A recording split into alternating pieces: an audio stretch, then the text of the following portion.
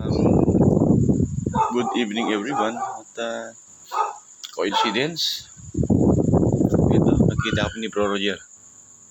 Naisip niya kung dalawin na kahit na sobrang pagod niya, nagbiyahe from Baggao to Tuguegarao. Late at night na siyang nakapunta dito dahil malayong biyahe ng Baggao.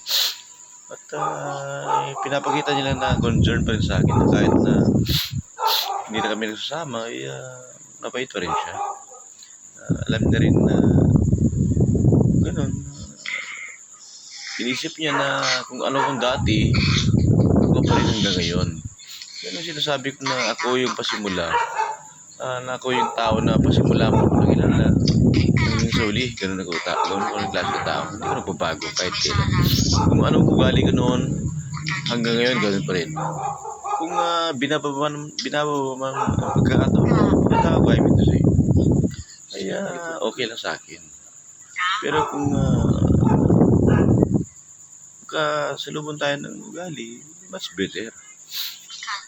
Medyo mahina rin vlog ko si na-istorbo sa kapitbahay at anyway, kahit paano, God bless everyone. Good night everyone.